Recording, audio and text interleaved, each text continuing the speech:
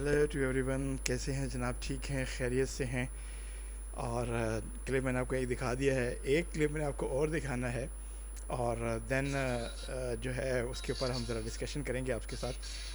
اب میرے پاس جو ہے وہ basically I do not have much to سے، بیکاز خان صاحب کی ایکسرسائزز ماشاء اللہ ماشاء اللہ ماشاء اللہ ایٹ دیٹ پرٹیکولر ایج، اس ایج میں اتنی زیادہ ایکسرسائزز جناب. اور کبھی میں نے بھی ایکسرسائزز کی ہیں، تھوڑی بہت. میں کیا، جیسی میری ایکسرسائز ہیں ویسے میرے ولاگس ہیں.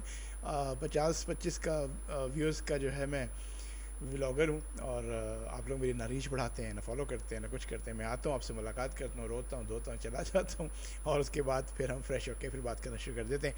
تو خان صاحب کے ایکسرسائزز جو ہیں وہ جناب جاری ہیں، اور ان ایکسرسائزز کی بدولت ہی جو ہے انسان ہزاروں مشکلات کے اوپر قابو پا لیتا ہے، اور قابو پانے کے بعد جو ہے نا بے تحاشا اس کے اندر اسٹرینتھ آ جاتی ہے.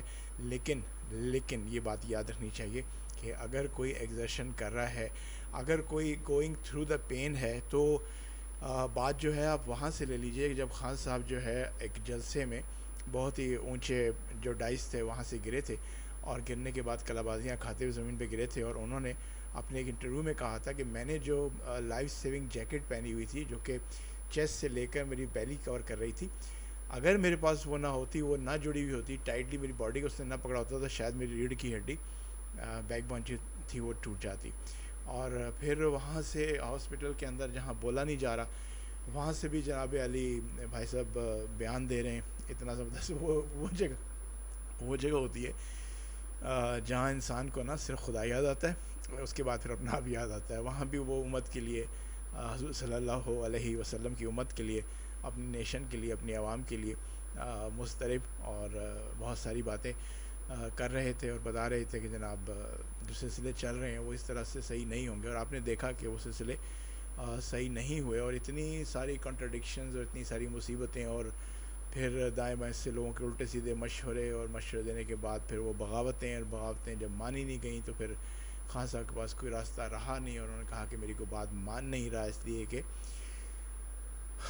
کولیشن ٹائپ کی حکومت بنی ہوئی تھی، اور الٹے سیدھے مشورے دینے والوں نے الٹے سیدھے کام کروا دیے، جس کی وجہ سے خان صاحب نے اپنے دشمن پر، اپنے اینیمی کے اوپر جو ہے وہ تھوڑا سا اعتبار کرتے ہوئے، اور انہوں نے اپنی جو گورنمنٹ تھی وہ بریک کرنا شروع کر دی اس امید کی خاطر کہ 90 ڈیز کے اندر جو ہے دوبارہ انتخابات ہو جائیں گے. اور میری تو تھوڑی سی نہیں بلکہ بہت زیادہ سے ہے عوام کے اندر، عوام مجھے پھر منتخب کر لیں گے.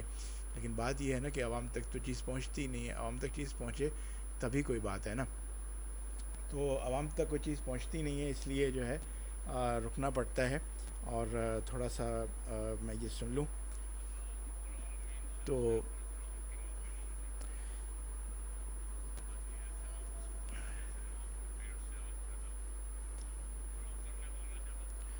یہ سلسلے ہیں جس کی وجہ سے جو ہے وہ خان صاحب جو ہے وہ اتنی اذیت میں ہیں. اگر اذیت میں ہیں وہ تو صرف اس وجہ سے اذیت میں ہیں کہ ہم لوگوں کے لیے کچھ اچھا سوچ رہے ہیں. تو ہمارا بھی فرض بنتا ہے کہ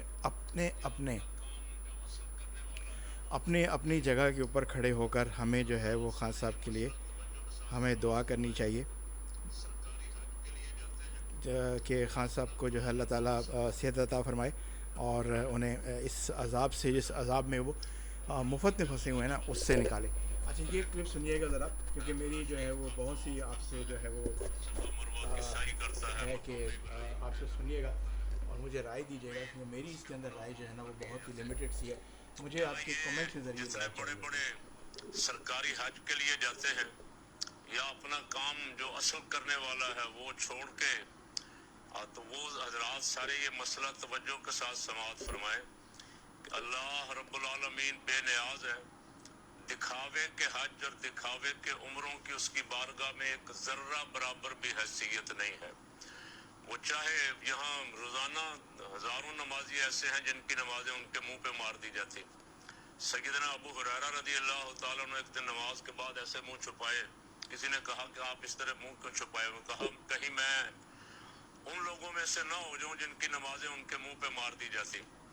تو جہاں دکھاوا ہو، جہاں مال حلال نہ ہو، ہزار لبیک کہتے رہے، احرام اور آپ کا لباس، آپ کے سفر کے اخراجات، آپ کا وہاں آنا جانا، اگر یہ سارے کا سارا ہی حرام مال سے ہے تو سرکار صلی اللہ علیہ وسلم نے فرمایا حرام مال سے کھانے والا، حرام مال سے پینے والا، حرام مال سے لباس پہننے والا 1000 لبیک کہتا رہے، اس کو جواب آتا ہے لا لبیک، تیری کوئی لبیک نہیں۔ اللہ کی بارگاہ میں حج اور عمرہ ان کا قبول ہوتا ہے جو پاک اور حلال طیب مال کے ساتھ حج اور عمرے کے لیے حاضر ہوتے ہیں اور اپنے تمام گناہوں سے معافی مانگتے ہیں۔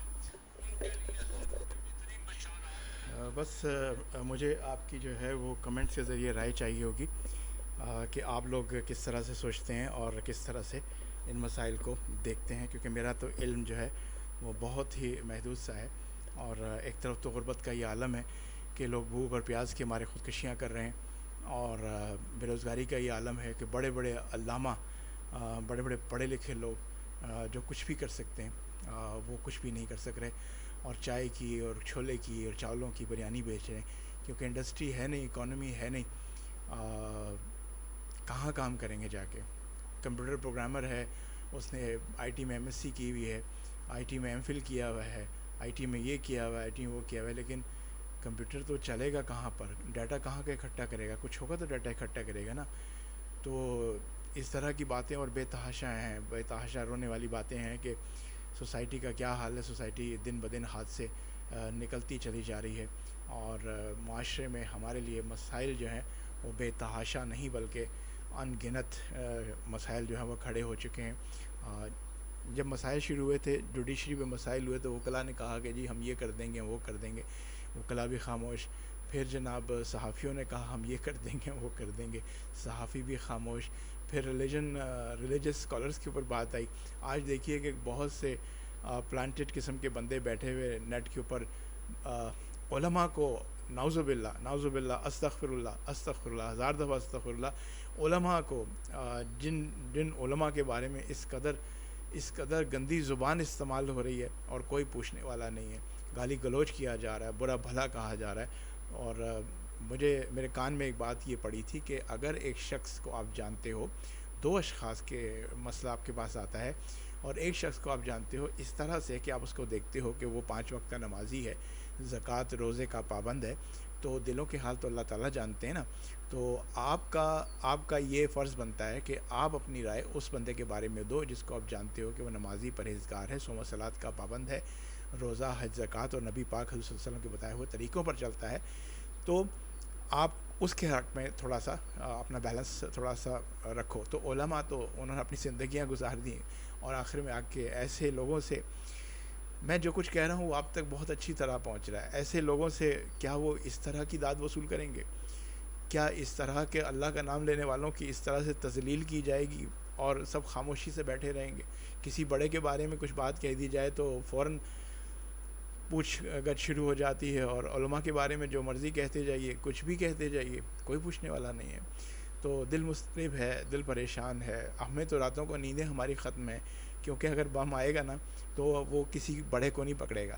بڑوں کو پتہ ہے کہ ہم کہاں بیٹھیں، اور وہ ان کی طرف نہیں جائے گا، بمز آئیں گے ہماری طرف، سیدھے عوام کی طرف، کچھ کو مار دیں گے، کچھ کو بے روزگار کر دیں گے، کچھ کو اپاہج کر دیں گے، اور فیملیوں کو اجاڑ دیں گے۔ آپ کے ایسٹس اجڑ، جس پہ آپ اتنے بڑے ٹیکسز دے رہے ہیں، آپ کے ایسٹس اجڑ جائیں گے، اور آپ پھر وہیں پر آ جائیں گے زیرو لیول پر، یعنی کہ آپ سٹون ایجز میں چلے جائیں گے۔ سٹون ایجز سے مراد یہ ہے جب انسان غاروں کی زندگی گزارا کرتا تھا، تو آپ بھی غاروں کی زندگی والے میں پہنچ جائیں گے، کیونکہ نہ آپ کو پہننے کو کچھ ہوگا، نہ کھانے کو کچھ ہوگا، جسم زخمی ہوگا۔ آج میں آپ کو لکھ کر دے رہا ہوں کہ اگر آپ سمجھتے ہیں نا کہ سب کچھ ٹھیک ہے، اب کوئی شخص ہے نا بیٹھا ہوا جس کو لگتا ہے، چاہے وہ حکومتی جماعت میں سے ہے، کسی میں سے ہے، اس کو چاہیے کہ وہ اگر جاننا چاہتا ہے، دیکھیں بات یہ ہے کہ عصر کو اگر وفات ہوتی ہے تو مغرب تک آپ قبر میں ہوتے ہیں۔ حقیقت 40 یا 70 قدم جانے کے بعد آپ سے حساب شروع ہو جاتا ہے، جب لوگ دفنانے کے بعد 72 قدم پیچھے ہٹتے ہیں آپ سے حساب شروع ہو جاتا ہے۔ تو پھر سودا کون سا لینا، دنیاوی سودا لینا یا آخروی سودا لینا؟ مذاکروں میں بیٹھے ہوئے، ٹی وی پروگرامز میں بیٹھے ہوئے، خاص طور پر اسٹریم میڈیا، وہاں پر جو کمپیئرز ہیں ان سے کوئی الگ کر کے ان کو پوچھے کیا تم نے جان نہیں دینی؟ کیا اللہ تعالیٰ کے پاس نہیں جانا؟ وہ سورج کے سامنے ٹارچ جلا کر کھڑے ہو جاتے ہیں، جھوٹ بولتے ہیں اور اس قدر فروانی سے جھوٹ بولتے ہیں اور بائسڈ ہو جاتے ہیں، اور اتنا زوردار بائسڈ ہو جاتے ہیں کہ دل کی دھڑکن تیز ہو جاتی ہے، اور یہ دل سوچنے پر مجبور ہو جاتا ہے کہ کیا یہ مسلمان ہیں؟ یہ اس قدر بڑی بڑی باتیں کر رہے ہیں اور بلا وجہ کر رہے ہیں۔ آپ کو اس شخص نے جس کے بارے میں بات کر رہے ہیں، چاہے وہ علماء ہو، چاہے وہ صحافی ہو، چاہے وہ کسی بھی جماعت کا لیڈر ہو، آپ کا کیا حق پہنچتا ہے کہ اس کی ذاتی زندگی کے اندر جو ہے وہ آپ ہاتھا پائی کریں، جھمپیں ماریں، کیچڑ اچھالیں؟ آپ کی زندگی میں ہم کیچڑ اچھالیں؟ آپ اس کی ذاتی زندگی کے بارے میں جو دل کرتا ہے آپ کہتے ہو، آپ کے بارے میں کہیں ہم تو سوچنے کی بات ہے۔ کوئی کسی کو کیا سمجھائے گا؟ پھر اللہ کی لاٹھی جو ہے بے آواز ہوتی ہے، پھر جب وہ چلتی ہے تو پھر اس کے اندر پھر جو سلسلہ ہوتا ہے وہ بے تحاشا بری طرح سے چلتا ہے۔ اس وقت تو میں نے بڑی کوشش کی کہ میں کسی اخبار سے، کسی مذاکرے سے خاموشی کے ساتھ میں دیکھتا رہا، سنتا رہا، دیکھتا رہا، سنتا رہا، اور منتظر رہا کہ شاید کہیں سے کوئی ذکر آ جائے، شاید میرے کان میں کچھ ایسی خبر پڑ جائے جس سے مجھے تھوڑی سی تسلی ہو جائے۔ جی میں بات کر رہا ہوں خضدار میں شہید ہونے والے بچوں کے بارے میں۔ اس واقعے کو جب میں نے بی بی سی رپورٹ کو دیکھا، جب میں نے اس کو پڑھا تو میری آنکھیں جو تھیں نا وہ بس آنسو، بے تحاشا آنسو تھے، کیونکہ وہ ایک ریئل واقعہ ہے۔ وہ ایسا واقعہ نہیں ہے کہ کسی نے غلطی کی اور آپ غلطی نہیں کریں گے، آپ بچ جائیں گے اس واقعے سے۔ وہ تو ایسا واقعہ ہے جس واقعے سے ہم بچوں والے ہر فیملی ہر صبح گزرتی ہے۔ ہمارے پاس گاڑیاں آتی ہیں، بچوں کو لے کر جاتی ہیں، اسکول چھوڑتی ہیں، اسکول سے پھر واپس لے کر آتی ہیں، جتنی دیر وہ 5-6 گھنٹے گھر سے باہر رہتے ہیں۔ تو وہ کس کی ذمہ داری ہوتے ہیں؟ وہ تو ہماری ذمہ داری نہیں ہوتے، وہ اسکول کی ذمہ داری بھی نہیں ہوتے، وہ تو حکومت کی ذمہ داری ہوتے ہیں۔